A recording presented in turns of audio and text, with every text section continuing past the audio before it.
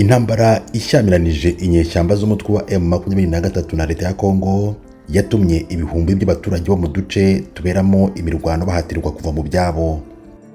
Nubwo muri iyi minsi imirwano yagabanije umurego, abaturage ntibarabasha gusubira mu ngo zabo, ahubwo ubu bugarijwe n'ikibazo cy'inzara, aho batangiye kujya gushaka ibibatunga muri parike y'Ibirunga. Iyi parike y'igihugu y'Ibirunga iherereye mu burasirazuba bwa Repubulika ya Demokarasi ya Kongo, ni ku mupaka wa Kongo, u Rwanda na Uganda. Iyi parike nayo yisanze kugeza ubu iri mu duce dushobora kubarirwamo ko twagizweho ingaruka n'iyi ntambara. Mu mezi ashize, umutwe wa M23 wigaruriye uduce twinshi two mu ntara ya Kivu ya ruguru, aho abaturage bakwiriye imishwaro, benshi bagahungira mu gace kari mu birometero 8 uvuye mu mujyi wa Goma. Aha bahungiye ni hafi y'umupaka uhuza u Rwanda na Kongo. Kuvuga ko parike y'Ibirunga ishobora kubarirwa mu duce tugirwaho cyangwa dushobora kugirwaho ingaruka n'iyi ntambara, turabishingira ku bigaragarira amaso. Izi mpunzi zatangiye gutema ibiti no gutwika amakara ngo zibashe kubona uburyo bwo kubaho. Depuis tunafikia mbone mukampi abatupokeresha bakata amakara bote duke bakimbize bote. Kuva twagera mu nkambi y'abavanywe mu byabo nta nkunga twari twabona. Uba benshi bahunze bari muri iyi pariki aho bashakisha icyo kurya.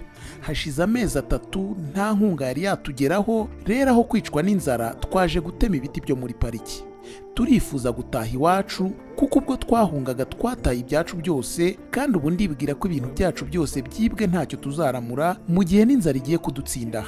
Rero niba turaha muri pariki ni ukugira ngo tuticwa n'inzara.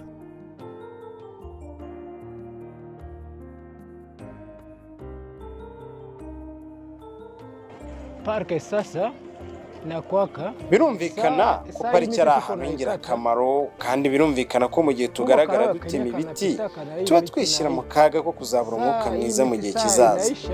Ndabizi ko ibi biti nibishiraho tuzabura umwuka mwiza, ariko nta yandi mahitamo dufite kuko turashonje.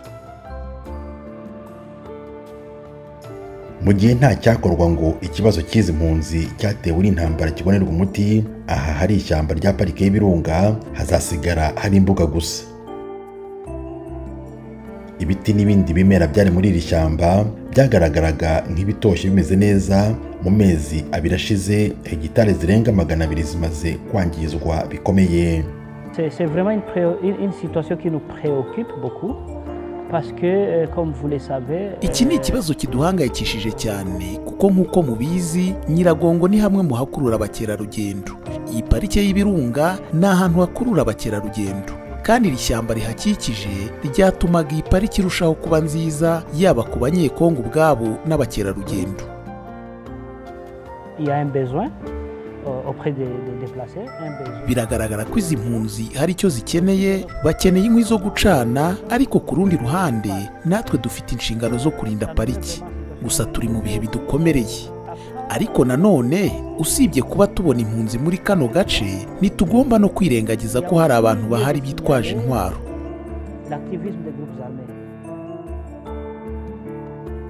Kuva mu kwezi kwa 10 k'umwaka ushize, ibihumbi by'abasivile bagiye bahungira mu bice bitandukanye birimo n'ibyegereye parike y'Ibirunga.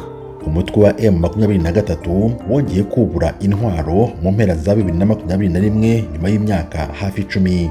Iki gihe bwo yasaga nk'iyatsinzwe, maze igice kimwe cyayo gihungira mu Rwanda, rwakomeje gushyirwa mu majwi ko ruyitera inkunga, ariko u Rwanda rwo rukabihakana.